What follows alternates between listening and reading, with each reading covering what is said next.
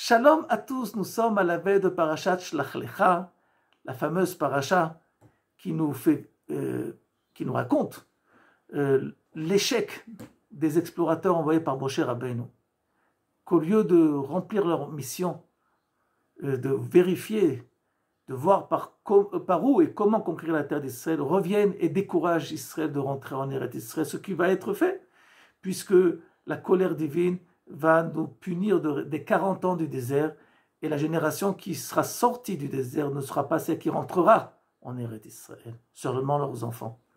Après cela, nous allons avoir la mitzvah des prélèvements agricoles, Trumot ou Maasrot. Et troisième épisode de la paracha, et le Mekoshesh Etzim, celui qui a été pris au moment où il était en train de ramasser du bois pendant Shabbat, donc il a transgressé Shabbat de façon préméditée, et il sera mis à mort. Et le quatrième sujet, la misa des tzitziot, les fameux tzitziot que nous devons mettre à nos habits à quatre coins. Quant à l'épisode des Meraglim, des explorateurs de cet échec, il y a 100 ans en arrière, le Chafetz Chaim a donné une explication importante et éducative. La question à laquelle va répondre le Chafetz Chaim est la suivante. Est-ce que les mitzvot que nous faisons viennent nous rendre méritants, viennent nous améliorer, ou avant même d'accomplir cette mitzvah, nous devons être méritants de l'accomplissement de cette mitzvah? D'une autre façon, est-ce que nous devons correspondre dans notre personnalité à l'ampleur de l'acte de la mitzvah avant même de l'accomplir, ou au contraire, c'est l'acte de la mitzvah qui va nous donner, qui va nous introduire en nous et nous faire progresser dans l'ampleur de notre personnalité? C'est la question. Et a priori, la réponse, elle est simple. Parce qu'il y a une Mishnah que nous connaissons de façon très courante qui dit que Ratza Kadosh Baruch Hu lezakot et Israël efichar irba lahem Torah mitzvot.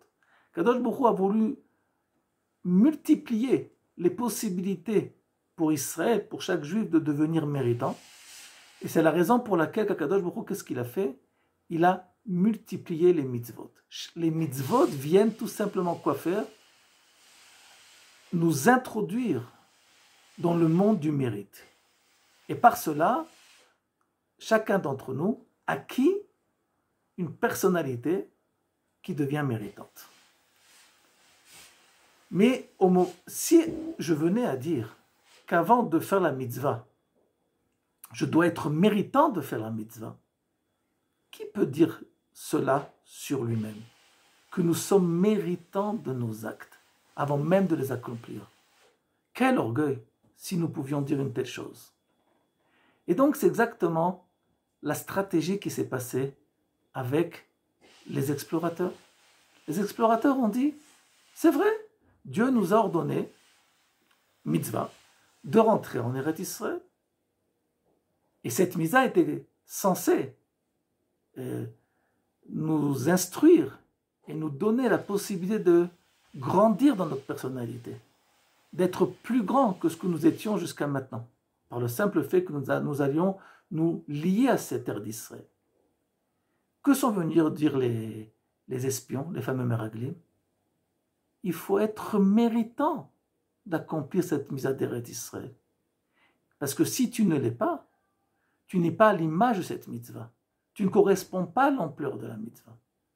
Maintenant, qui peut dire qu'il est, comme on a dit au début, qu'il est à l'image et à l'ampleur des actes qui ont été redonnés par Akadosh Baruch Hu? Automatiquement, il y a un découragement qui se passe, qui se réalise. Et donc, personne n'a la force de continuer. Et c'est exactement la stratégie qu'ont utilisé les Meraglim, les explorateurs. Ils ont voulu créer un découragement à la base. Imaginez-vous que un enfant venait apprendre à lire et à écrire. Pourquoi il va apprendre à lire et à écrire? Pour pouvoir progresser. Si maintenant, avant même qu'il apprend à lire et à écrire, je lui dis, mais qui tu es vraiment pour pouvoir à apprendre à lire et à écrire. Et tu n'es qu'un petit bébé. Alors c'est clair que c'est la meilleure recette pour pouvoir décourager les gens et empêcher toute progression. Et c'est ce qu'ont essayé de faire les Meraglim. Les Meraglim, ils ont voulu tout simplement empêcher toute progression, mais de la façon la plus fine, pas par une attaque face à face avec le Yetzer Hara, mais au contraire, par des arguments, si on pouvait dire, religieux. Ils sont venus nous dire de façon sournoise, religieuse, que est-ce que nous correspondons exactement à la mission divine? Mais la réponse, elle est très simple. C'est pas à moi à choisir et à fixer si je corresponds à la mission divine. Le simple fait que Dieu m'a donné cette mitzvah, c'est qu'il m'a choisi comme étant celui qui est censé accomplir sa volonté. Et par cela, le fait que je vais accomplir sa volonté, je vais m'acquérir ces mérites qui vont me faire grandir. Donc chacun d'entre nous, comme disait mon maître le Rav Ashkenazi, doit vérifier à cette paracha de Shlach Lecha, est-ce que lorsqu'il parle des Meraglim, il ne parle pas de lui-même par hasard?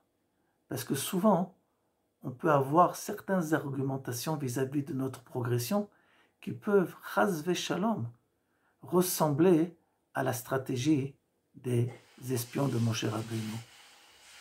Et si, chas v'shalom, nous sommes dans une telle situation, il faut réagir de façon la plus positive et de comprendre que nous sommes à l'ampleur des actes de Dieu et c'est la raison pour laquelle nous avons été choisis et par leur application, nous allons acquérir ces mérites qui vont nous faire grandir. Shabbat, shalom à tout le monde.